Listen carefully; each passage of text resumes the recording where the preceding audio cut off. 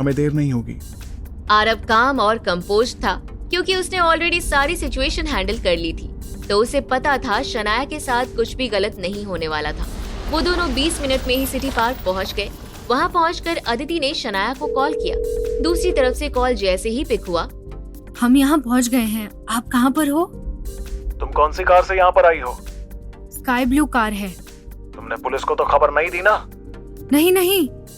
ठीक है, अगर तुमने हमारे साथ कोई भी चालाकी करने की कोशिश की तो आगे जो कुछ भी होगा उसकी जिम्मेदारी हमारी नहीं होगी। हम पार्क के ईस्टर्न गेट पर हैं। कॉल पर रहो और यहाँ आ जाओ। अदिति का फोन स्पीकर पर था। आरव किडनैपर की बात सुन रहा था। आरव ने गाड़ी को ईस्टर्न गेट की तरफ बढ़ा दिया। वहाँ पर एक सिल्वर कलर की गाड़ी खड़ी थी। अंदर 2 मास्क पहने आदमी बैठे थे और उनके बीच शनाया बैठी हुई थी।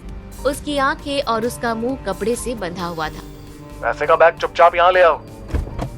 अदिति ने डरते हुए गाड़ी का डोर ओपन कर लिया और उनकी वैन के पास आ गई।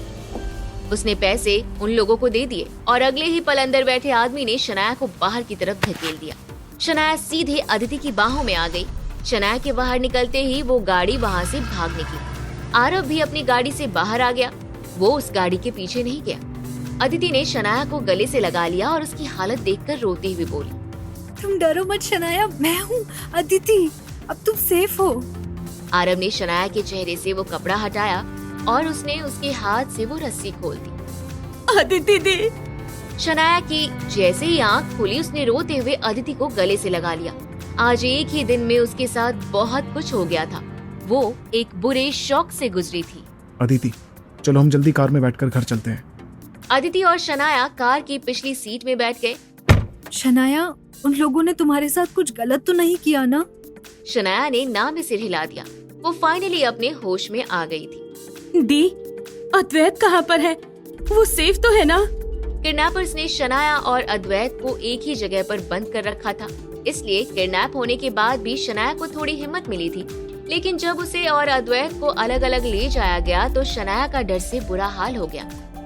उसे लगा कि किडनैपर उसके साथ कुछ बहुत गलत करने वाले हैं, लेकिन उन लोगों ने कुछ नहीं किया और अब उसे सबसे पहला ख्याल अद्वैत का आया। अदिति दी, वो किडनैपर बहुत बुरे हैं। उन्होंने अद्वैत को बहुत मारा है। मैं लगातार उसके चीख सुन पा रही थी। मुझे पता नहीं है कि उसे कितनी ज्यादा इंजरी हुई है। क्या मैं उसे अभी कॉल करूं? नहीं, तुम उसे भी कॉल मत करो।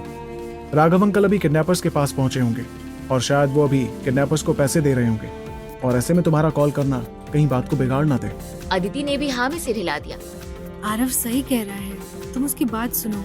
हम अद्वैत को बाद में कॉल करेंगे, अभी उन्हें किडनैपर्स से निपट लेने दो। आरव उन्हें लेकर अपने घर पर आ गया क्योंकि अदिति नहीं चाहती थी कि उनके पेरेंट्स को इस बारे में कुछ भी पता चले। तो इसलिए आरव ने डिसाइड किया था कि आज रात शनाया उनके साथ उनके घर पर रुकेगी। कल तक जब सारी चीजें सही हो जाएंगी तो वो वापस अपने फ्लैट में चली जाएगी। घर पहुंचकर शनाया ने सबसे पहले अद्वैत को कॉल किया। जैसे ही उसे पता चला कि अद्वैत अभी उन किडनैपर्स के चंगुल से बाहर आ गया है तो उसकी जान में जान आई। अद्वैत को बहुत ज्यादा चोट आई थी और इस वजह से उसे इमीडिएटली हॉस्पिटल में एडमिट किया गया था। शनाया ने उसे कहा कि वो कल उससे मिलेगी और फोन रख दिया। शनाया आज बहुत ज्यादा थक गई थी। शरीर की थकान से ज्यादा उसे किडनैपिंग के सदमे से बहुत ज्यादा सफर करना पड़ा था। इसी वजह से वो आज अकेले नहीं सोना चाहती थी, तो वो अदिति के साथ सोने वाली थी। अदिति अचानक से आरव के गले लग गई। आरव ने उसे अपनी बाहों में भर लिया। रिलैक्स, अब सब ठीक है, तुम घबराओ मत। आरव की नजर पूरे टाइम अदिति पर ही थी। वो अदिति की बेचैनी, उसका डर साफ देख पा रहा था। और अब जब शनाया उसके सामने नहीं थी तो अदिति उसके आंसू रोक नहीं पाई। भगवान की दया से सब ठीक है, पर आज जो कुछ भी हुआ मैं वो भुला नहीं पा रही हूँ। मैं तो ये सोचकर कांप रही हूँ कि अगर शनाया के साथ कुछ गलत हो जाता तो क्या होता, तो हम क्या करते। आरव ने प्यार से उसके गाल पर हाथ रख लिया। अदिति रिलैक्स बेबी, तुम इतना क्यों सोच रही हो? अब सब ठीक है। तुम खुद कहती हो ना कि हमने कभी किसी के साथ गलत नहीं किया है, तो हमारे साथ भी कुछ गलत नहीं हो सकता, कहती हो ना? अदिति ने हाँ में सिर हिला दिया। और कुछ गलत हुआ भी तो मैं हूं ना। अदिति ने हल्की मुस्कुराहट के साथ आरव को गले से लगा लिया। हाँ आरव, हम साथ में सब संभाल लेंगे। आई लव यू हबी। तुम भी अभी जाकर सो जाओ, मैं शनाया के पास जा रही हूँ। आरव पूरे टाइम अदिति को परेशान देख रहा था। आज से पहले अदिति कभी इतनी डरी हुई नहीं थी। आरव अपने रूम में आ गया और उसने निहाल सिंह को कॉल किया। निहाल सिंह, मुझे कबीर सेहरावत से मिलना है। आप उसके साथ मेरी एक मीटिंग अरेंज कर दीजिए। ठीक है सर, मैं उसे बता देता हूँ कि आप मेरे फ्रेंड हैं। आरव ने चुपके से अपने रूम का दरवाजा लॉक किया और घर से बाहर निकलकर अपनी कार में बैठकर क्वीन नाइट क्लब के लिए निकल गया। ये क्लब कबीर के बिजनेस का एक छोटा सा हिस्सा था। आरव नाइट क्लब पहुंचकर सीधे उसके अंदर चला गया। इमीडिएटली उसके सामने दो परफेक्ट फिगर की लेडी सिडक्टिवली वॉक करते हुए आ गई। हे हैंडसम, तुम नए हो क्या? लगता है पहली बार यहाँ आए हो। तेरा नाम क्या है रे? आरव ने उन दोनों को हल्का सा धक्का देकर खुद से दूर किया।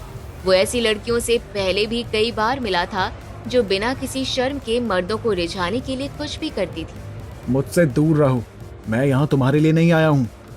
फिर किसके लिए आया है रे तू? कबीर सेहरावत से मिलने। कबीर का नाम सुनते ही उन दो औरतों के चेहरे पर सीरियस एक्सप्रेशंस आ गए। नाइट क्लब में किसी की भी हिम्मत नहीं थी कि वो कबीर को उसके नाम से बुला सके। सब उसे ड्रैगन कहकर ही बुलाते थे। वो दोनों लेडी जल्दी से सामने खड़े गार्ड्स की तरफ भागी। ये लड़का कह रहा है कि ये ड्रैगन से मिलने आया है, अब बाकी तुम लोग देख लो।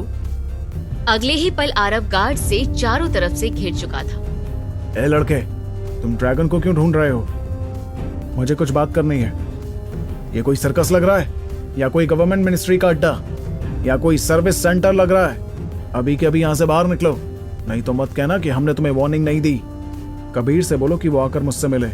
मुझे तुमसे नहीं, उससे बात करनी है। तू है 25 का पर तेरी अकड़ 50 वाली। तुझे तो मैं बताता हूँ। ये कहते हुए उस गार्ड ने आरव के फेस पर एक पंच करना चाहा, लेकिन आरव दूसरी तरफ झुक गया। वो उस पंच से बच गया और अगले ही पल उसने गार्ड की बॉडी पर एक लात मारी जो उसके प्राइवेट पार्ट पर जा लगी। वो दर्द से कराहने लगा। वो आदमी चीखते हुए अपने प्राइवेट पार्ट को पकड़कर घुटने के बल जमीन पर बैठ गया। बाकी के 3 गार्ड्स गुस्से से आरव की तरफ देखते हुए एक साथ आरव की तरफ बढ़े। आरव बिल्कुल शांत था। उसने अपना एक कदम पीछे लिया ताकि वो लोग उसे घेर ना पाए और उसके बाद उसने अपने बाएं हाथ से अपने पास में खड़े आदमी की कलाई पकड़कर मरोड़ दी और उसके चेस्ट पर जोर से वार किया। उस आदमी को लगा जैसे उसे सांस आनी बंद हो गई हो। वो इमीडिएटली जमीन पर गिर पड़ा। आरव फिर से आगे बढ़ा। उसने अचानक से तीसरे आदमी को एक जोर से किक मारी जिसके लिए वो आदमी तैयार नहीं था। वो दूर जा गिरा। चौथा और इकलौता आदमी शॉक्ड होकर उसे देखता रह गया। कुछ ही मिनट के अंदर आरव ने उनके 3 गार्ड्स को धूल चटा दी थी। अंबानी फैमिली का फ्यूचर आरव ही था और इस वजह से आरव को जिंदगी एंजॉय करने के साथ साथ बहुत अच्छी एजुकेशन मिली थी, जिस वजह से उसका आईक्यू लेवल बाकियों से कई गुना ज्यादा था और किसी क्रिटिकल सिचुएशन में सर्वाइव करने के लिए उसे मार्शल आर्ट और फाइटिंग स्किल के भी बहुत सारी